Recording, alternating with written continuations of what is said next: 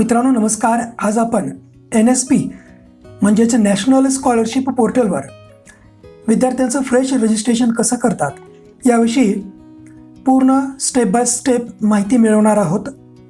तर विद्यार्थी मित्रांनो, त्यासाठी आपल्याला scholarship.gov.in या वेबसाईटवर जावे लागेल आणि या वेबसाईटवर गेल्यानंतर आपल्याला अशा प्रकारचं समोर हे वेब पेज ओपन होईल, होम पेज ओपन होईल आणि या ठिकाणी केंद्र शासनामार्फत चालवल्या जाणाऱ्या सर्व योजनांची यादी इथं दिलेली आहे. आजच्या या व्हिडिओमध्ये आपण मागच्या वर्षी म्हणजे शैक्षणिक वर्ष 2019-20 यावर्षी national means cum merit scholarship म्हणजेच NMMS या परीक्षेमध्ये पात्र झालेल्या विद्यार्थ्यांचं फ्रेश रजिस्ट्रेशन कसं करतात त्या संदर्भात आपण माहिती घेणार आहोत. तर या ठिकाणी पूर्णपणे त्या योजनेचं वेळापत्रक दिलेले आहे आणि त्यानुसार या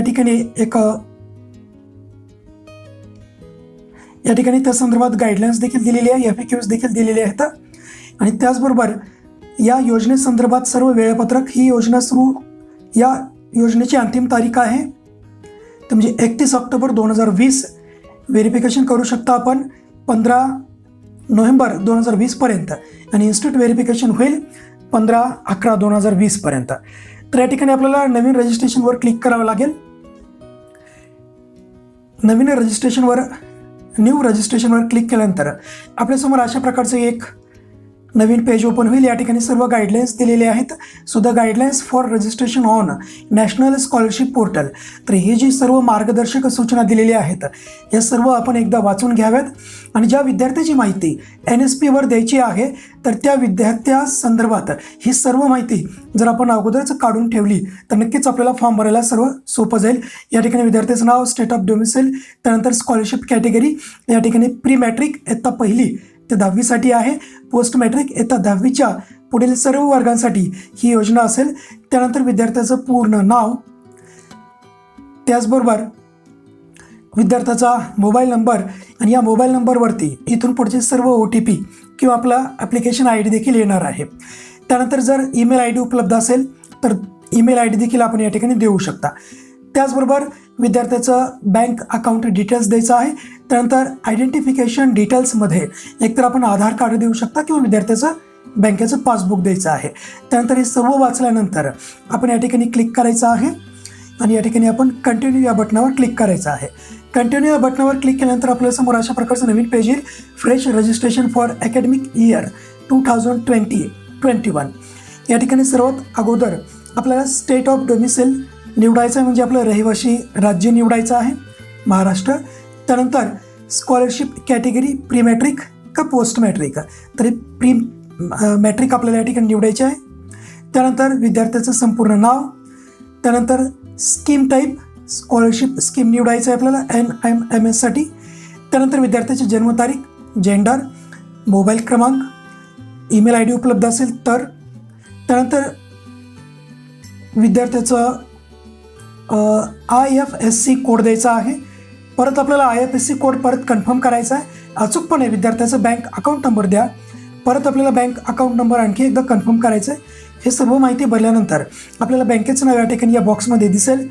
त्यानंतर आयडेंटिफिकेशन डिटेल्समध्ये 2 प्रकार आहेत, आधार नंबर आणि बँक पासबुक. तर या ठिकाणी बँक अकाउंट नंबर जर आपण दिलं तर या ठिकाणी आपल्याला बँक पासबुकची एक प्रत अपलोड करावी लागेल PDF किंवा JPEG फॉर्मॅटमध्ये, ज्याची की मॅक्झिमम साईज 200 KB असेल. सर्वात चांगला पर्याय असेल आधार नंबर. तर आधार नंबरवरती क्लिक करा आणि या पुढच्या येणाऱ्या बॉक्समध्ये आधार नंबर आपल्याला इनपुट करायचा आहे. त्यानंतर इथं दिलेला हा कॅप्चा आपल्याला या ठिकाणी या बॉक्समध्ये द्यायचा आहे. सर्व कॅप्चा वगैरे दिल्यानंतर परत खाली या ठिकाणी परत चेक बॉक्स आहेत. या चेक बॉक्समध्ये आपल्याला क्लिक करायचं आहे. क्लिक केल्यानंतर आपण जो मोबाईल नंबर दिलेला आहे त्या मोबाईल नंबरवरती आपला ॲप्लिकेशन ID आणि सर्व डिटेल्स येतील. त्यानंतर आपल्यासमोर अशा प्रकारचं पेज ओपन होईल. या ठिकाणी आपण ॲप्लिकेशन ID आणि आलेला जो पासवर्ड आहे, बाय डिफॉल्ट पासवर्ड म्हणजे विद्यार्थ्याचं जन्मतारीख असते. त्यानंतर पासवर्ड आपण एंटर केला. त्याचबरोबर कॅप्चा कोड भरलेला आहे आणि त्यानंतर लॉग इन या बटनावरती आपण आता क्लिक करणार आहोत.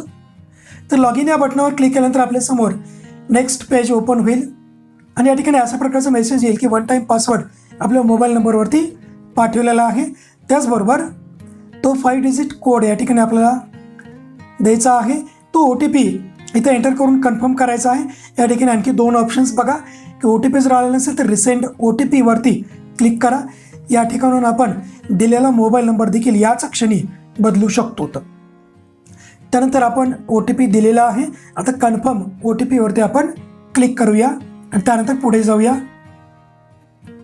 कन्फर्म OTP वर क्लिक केल्यानंतर आपल्यासमोर अशा प्रकारचं नवीन पेज ओपन होईल. या ठिकाणी आपल्याला चेंज पासवर्ड वरती जाऊन आपल्याला पासवर्ड चेंज करून घ्यावा लागेल आणि पासवर्ड लक्षात असू द्या पासवर्ड स्ट्रॉंग असणं आवश्यक आहे. आता या पासवर्डमध्ये काय असेल की कमीत कमी 8 कॅरेक्टर्स असावेत. त्याचबरोबर ॲटलिस्ट 1 अल्फाबेट असावं कॅपिटल आणि स्मॉलपैकी. त्यानंतर ॲटलिस्ट 1 न्यूमेरिक व्हॅल्यू देखील असावी 0 to 9. त्याचबरोबर ॲटलिस्ट 1 स्पेशल कॅरेक्टर देखील असावं. या ठिकाणी मी पासवर्ड क्रिएट करत आहे.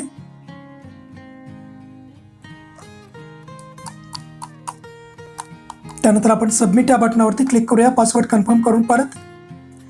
त्यानंतर आपल्यासमोर अशा प्रकारचं नवीन पेज ओपन होईल. या डाव्या बाजूला काही ऑप्शन्स आहेत. तर ॲप्लिकेशन फॉर्म,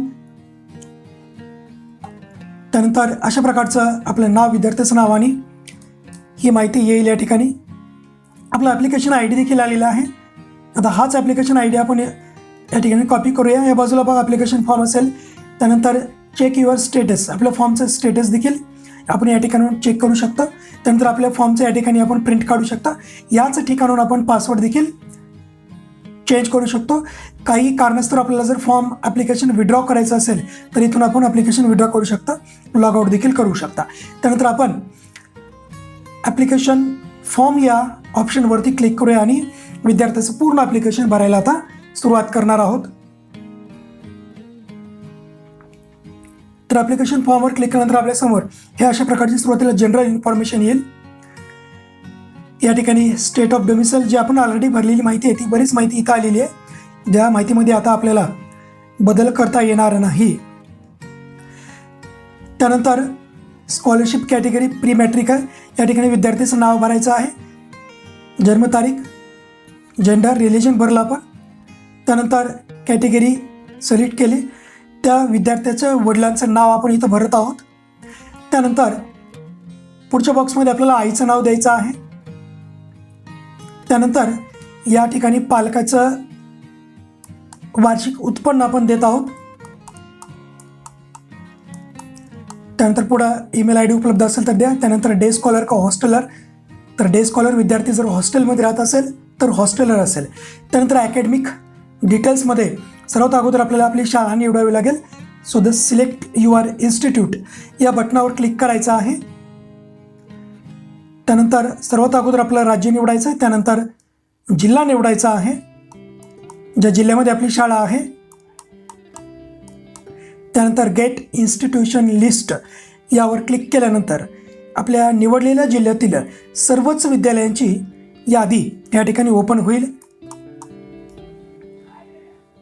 या ठिकाणी बाजूला सर्च एक ऑप्शन आहे. तर या सर्च ऑप्शनवरती आपण आपल्या शाळेचं नाव टाईप करू शकता जेणेकरून आपली शाळा लवकर शोधायला मदत होईल.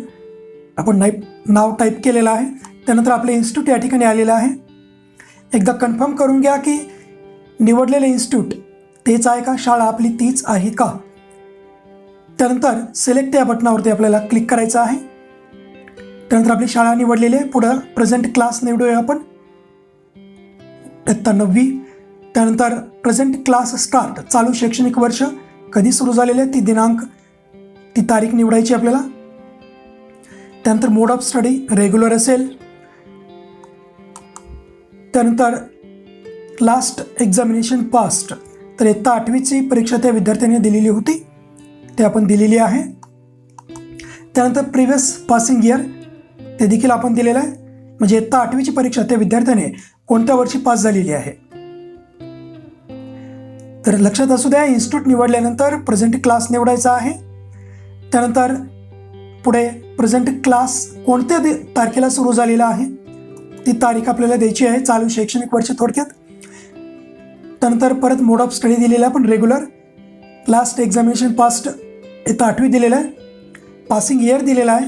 त्यानंतर विद्यार्थ्यांनी शेवटच्या वर्गामध्ये इथं 8वीला त्या विद्यार्थ्यांनी किती मार्क्स घेतलेले आहेत, प्रिव्हियस क्लास पर्सेंटेज 92 आपण दिलेलं आहे.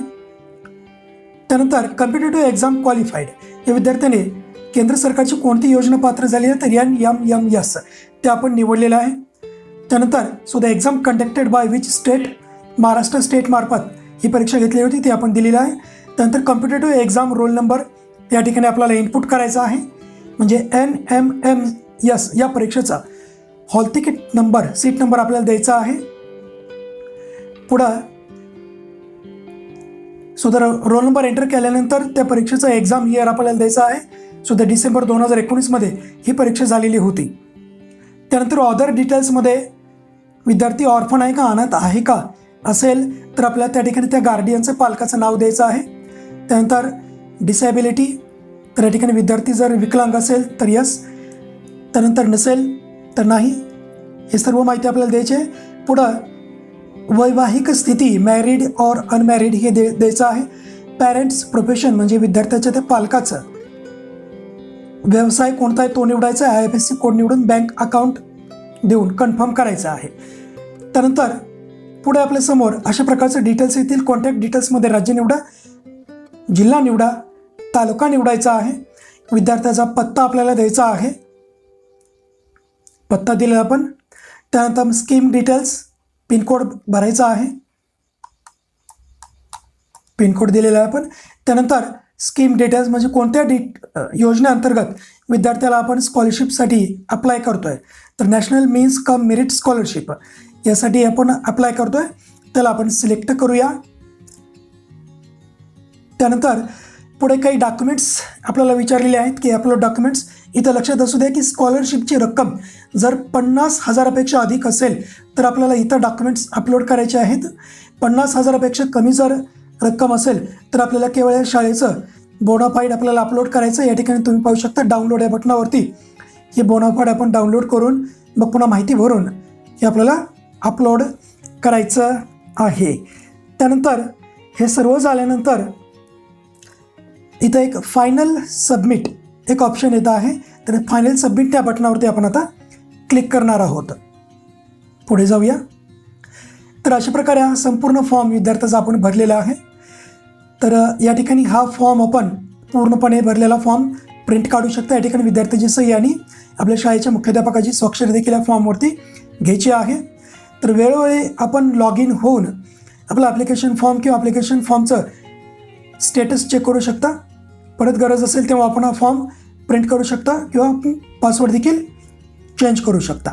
तर मित्रांनो, अशाच प्रकारची शैक्षणिक अपडेट्स मिळवण्यासाठी नक्कीच तुम्ही माझ्या चॅनलला सबस्क्राईब करा.